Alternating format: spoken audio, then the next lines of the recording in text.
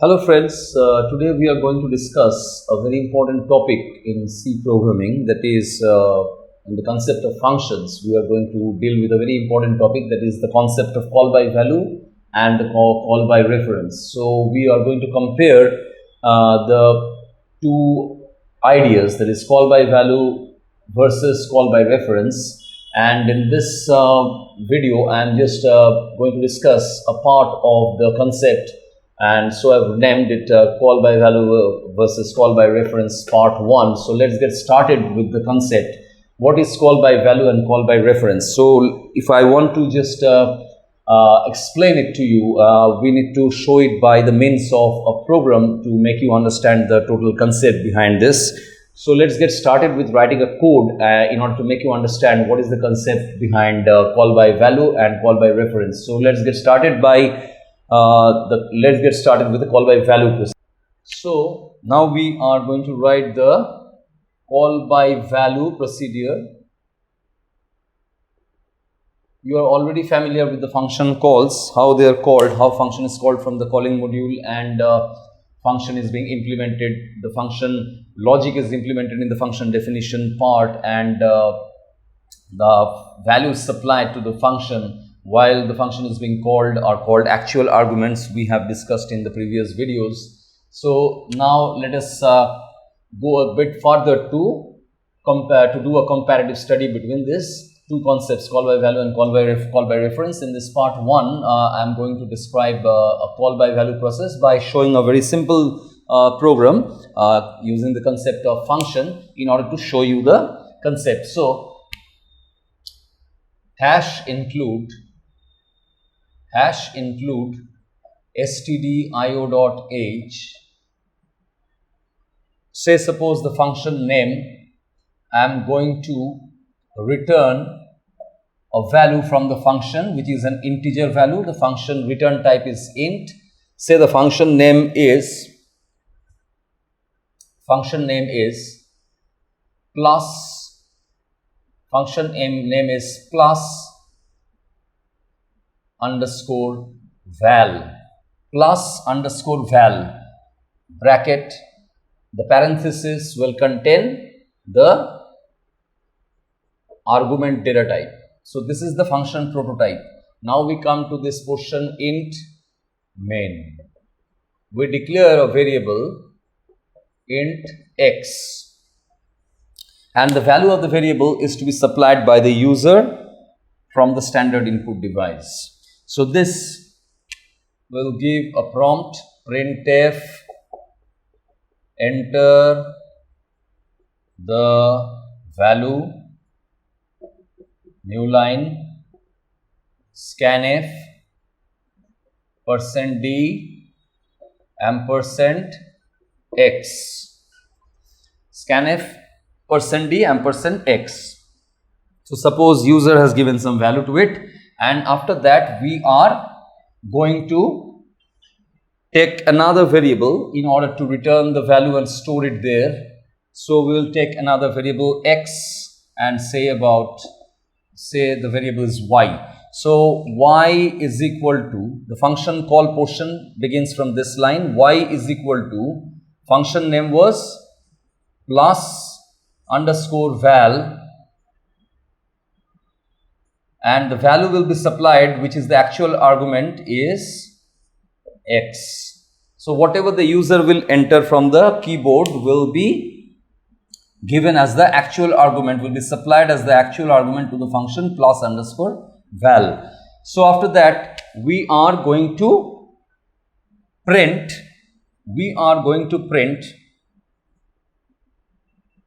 two values, printf %d, we are going to print the value of y first,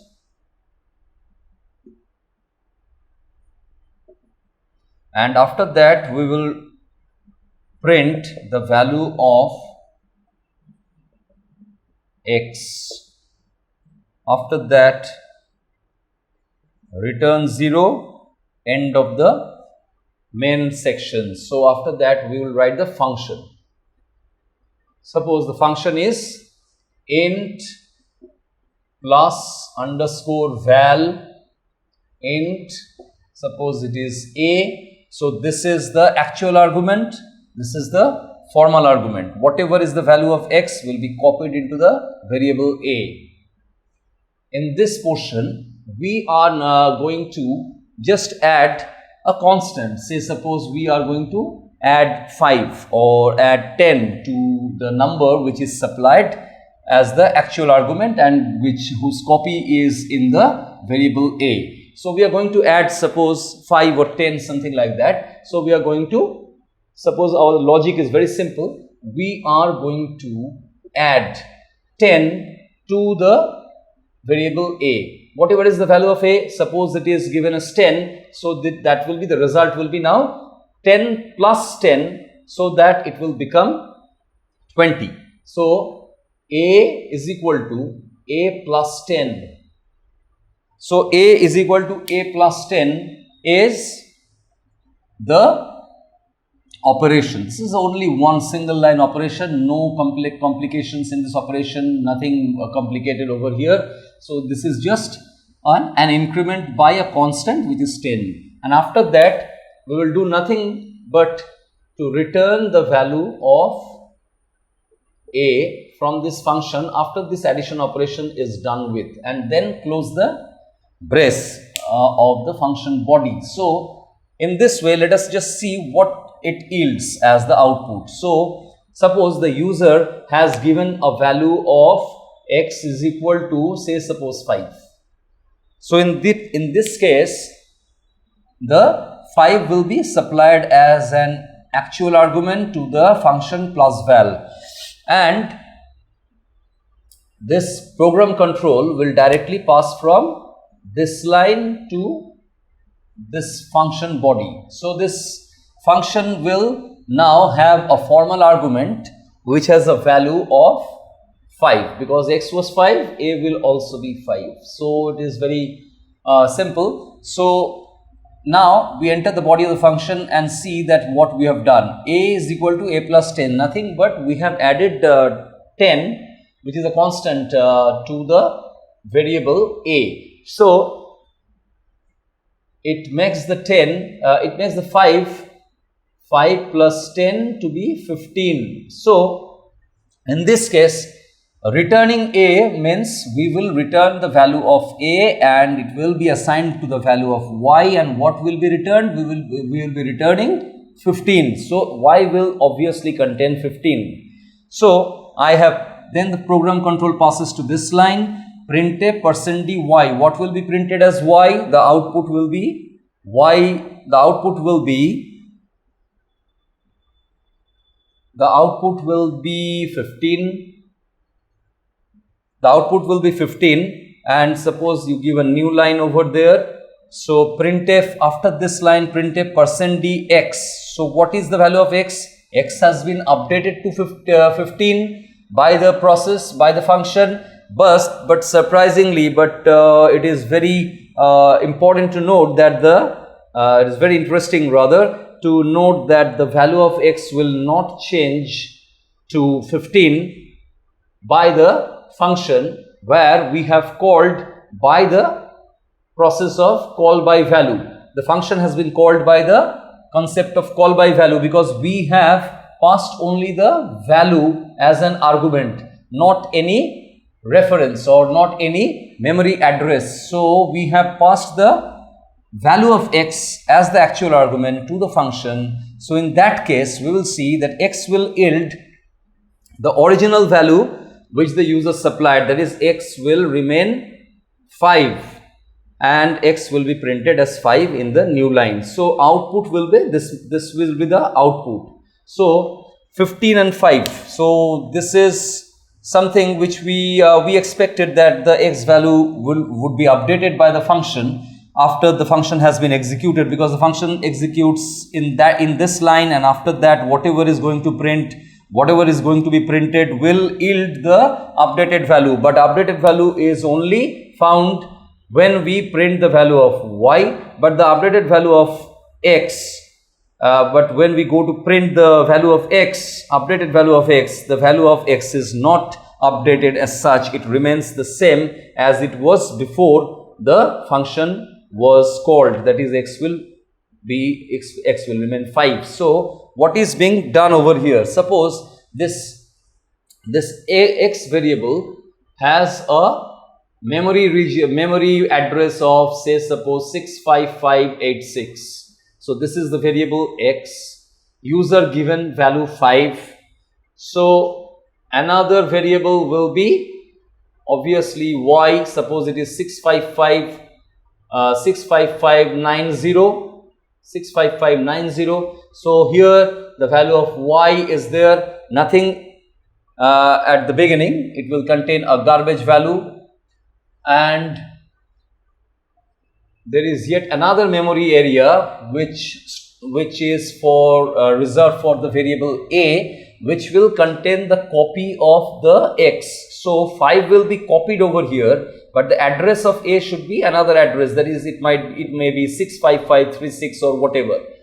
So this address of a is 65536, address of x is 65586, address of y, say it is 65590, and when we call the function by this value x, by the value 5 which is supplied by the user, it will be copied to this a. So a contains the same value as x.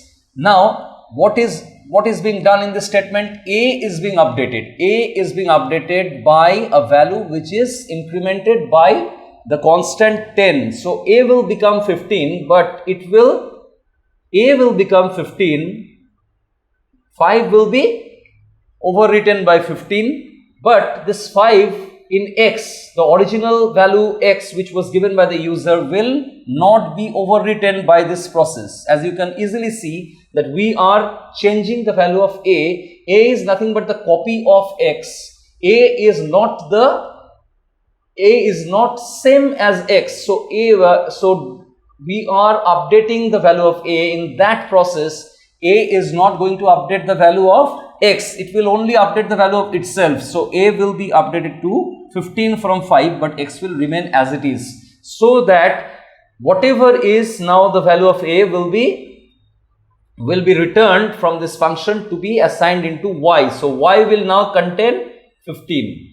So in this way, if we print y, we will get the value 15. So we have got 15, and in this way we have printed the value of x and got that x has a value of 5, and found that the x has a value of 5 because x has not changed during the entire process of the function execution. So x will contain the value of 5, so we will get the value of x to be 5. So x is not changed during the course of the function execution. So this is the concept of call by value. Call by value means whatever is supplied as the actual argument will be changed in the function, and the effect will remain